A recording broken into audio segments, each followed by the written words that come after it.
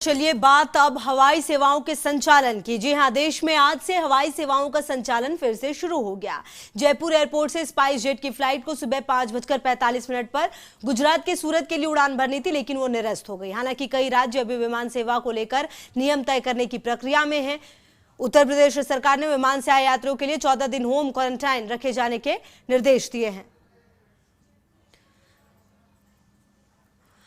और चलिए, क्योंकि एयरपोर्ट्स पर अब आवाजाही भी शुरू हो गई है और हलचल भी तेज हो गई है 25 मार्च के बाद पहली बार, तो हमारे अलग अलग रिपोर्टर्स दो जगह से हमारे साथ जुड़े हुए। जयपुर से हमारे सहयोगी काशीराम, साथ ही हमारे सहयोगी कौशल भी जुड़े हुए अजमेर से।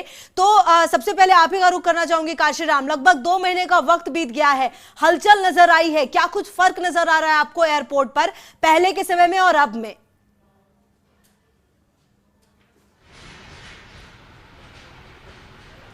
जी खुशबू, बिल्कुल देखिए फ़र्क नज़र आ रहा है लगातार। और 2 महीने बाद जब हवाई सेवा फिर से शुरू हो रही है तो कई तरह के बदलाव देखने पड़ रहे हैं। यात्रियों को खुद ही बोर्डिंग पास लाने को कहा गया है। हालांकि जो ज़्यादातर यात्री हैं वो बगैर बोर्डिंग पास एयरपोर्ट पहुंच चुके हैं। और अब जो एयरलाइंस के काउंटर हैं, कंसर्निंग एयरलाइंस के काउंटर पर, वहाँ पर वो कोशिश कर रहे हैं कि बोर्डिंग पास का प्रिंट ले सकें। जैसे कुछ यात्रियों से हम एक बार कोशिश भी करेंगे। सर, ये बोर्डिंग पास आप लेकर आए थे क्या? बोर्डिंग पास कैसे लेके आएंगे? जैसे कहा था कि ऑनलाइन चेक इन करनी है और आपको लेकर आना। ऑनलाइन चेकिंग हो गया, बोर्डिंग पास तो प्रिंट होता है ना, तो प्रिंट आउट कहाँ से लाएंगे? घर में थे।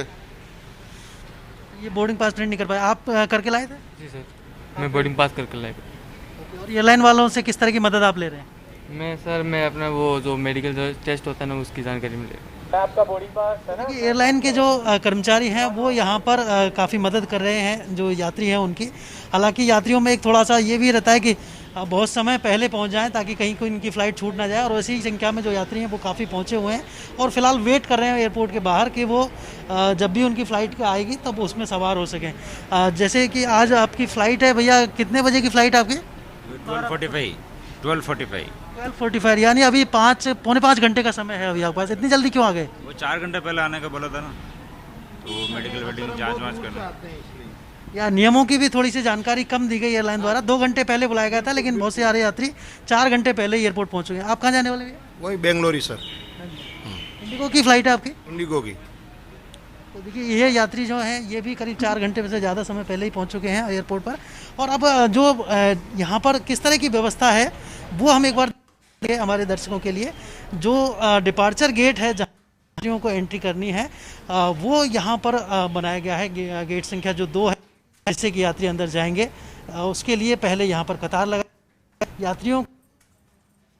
बिल्कुल काशीराम, जो तस्वीरें आप दिखा रहे हैं उसमें दिख रहा है कि बिल्कुल सोशल डिस्टेंसिंग का पालन किया जा रहा है। हालांकि कुछ कंफ्यूजन जरूर नजर आ रहा है यात्रियों में। और हमारे साथ अजमेर से भी हमारे सहयोगी जुड़े हुए हैं कौशल। जैसा कि हमने जयपुर एयरपोर्ट का हाल देखा है, हालांकि जो यात्री हैं वो काफी ज्यादा सजग हैं, अपने पास को लेकर, बोर्डिंग पास को लेकर पहुंच रहे हैं। 5-5 घंटे पहले पहुंच गए क्योंकि थोड़ी जानकारी के अभाव नजर आ रही है। आप जहां पर है वहां पर हालात किस तरीके के हैं?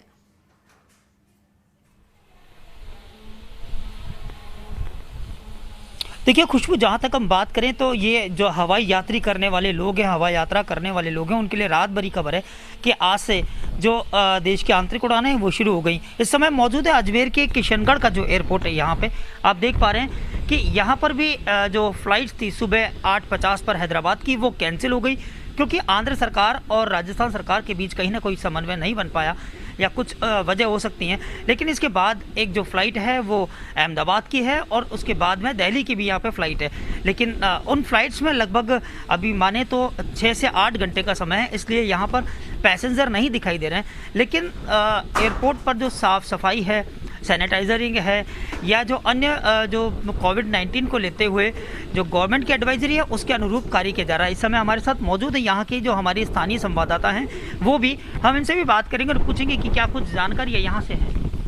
बिल्कुल, निश्चित तौर पे अगर कोविड-19 की अगर बात करें तो उसके बाद में जो एयरपोर्ट प्रशासन है उसने यहाँ पर जो है पूरी तैयारी कर ली है। क्योंकि एपीडी जो है यहाँ के डायरेक्टर अशोक कपूर, कल उन्होंने भी जो है एक मॉक ड्रिल करी थी। यहाँ पर जो सैनिटाइज़र है उसकी भी पूरी व्यवस्था की है और उसके अलावा जो स्क्रीनिंग है उसको लेकर भी यहाँ पूरी तमाम जो है व्यवस्था की है। लेकिन आज जो फ्लाइट जो हैदराबाद वाली आनी थी, प्रदेश की जो सरकार थी, देर रात को ही उनका मैसेज आया है कि वो 26 तारीख से जो है हवाई यात्रा का संचालन कर पाएंगे। उसके बाद जो है हैदराबाद वाली फ़्लाइट कैंसिल हुई। उसके बाद जो दोपहर को 2 बजे जो है अहमदाबाद की फ़्लाइट आएगी। उसके बाद 40 मिनट यहाँ रुकने के बाद में वापस उड़ान भरेगी और 3:50 पर यहाँ पर जो दिल्ली की फ़्लाइट आएगी और 15 मिनट रुकने के बाद में 4:15 पर दिल्ली की ओर उड़ान भरेगी जी।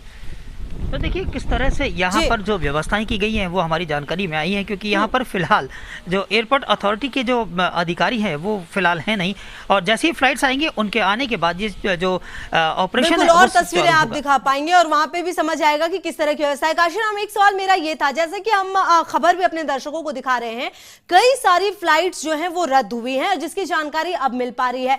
आखिर ऐसे कंफ्यूजन क्यों है और क्या जो फ्लाइट्स रद्द हो रही है काशीराम, उसकी जानकारी जो यात्री हैं उनको पहले ही पहुंचाई जा रही है मैसेजेस के जरिए, ताकि वो वहां पर पहुंच ना जाए और ज्यादा भीड़ इकट्ठा ना हो जाए?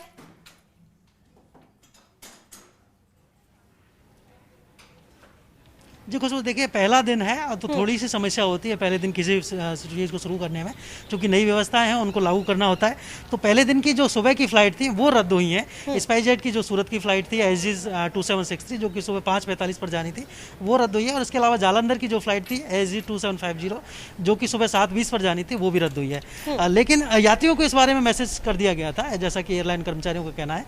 और किस तरह की व्यवस्थाएं आज सुचारू हुई हैं और कैसी परेशानी उनको आ रही है, तो इसके बातचीत के लिए हम एयरपोर्ट की जो निदेशक हैं जयदीप सिंह बलारा जी, उनके साथ जुड़ेंगे। सर, आज पहला दिन है, कई तरह के बदलाव आपने किए हैं, क्या क्या है मुख्य बदलाव? जैसा कि आप देख रहे हैं, लोग जो है मार्किंग्स पे खड़े हैं, डिफरेंट डिस्टेंसिंग मेंटेन की गई है। इसके अलावा हाइजीनिक कंडीशंस का पूरा ध्यान रखा गया है और बार बार जो है हम लोग सैनिटाइजेशन के लिए फ्यूमिंग्स कर रहे हैं अंदर, और ये सब चीज़ों को ध्यान में रखते हुए ही ऑपरेशन शुरू किए गए हैं। वो आपकी बात सही है कि पहला दिन है तो थोड़ी तकलीफ तो रहेगी, तो हम भी आहिस्ता आहिस्ता इससे सीख के और बेटर कर पाएंगे। जो स्पाइसजेट की फ़्लाइट थी जो कैंसिल हुई, क्या उनको यात्रियों को प्रॉपर इस बारे में जानकारी दी जा रही थी?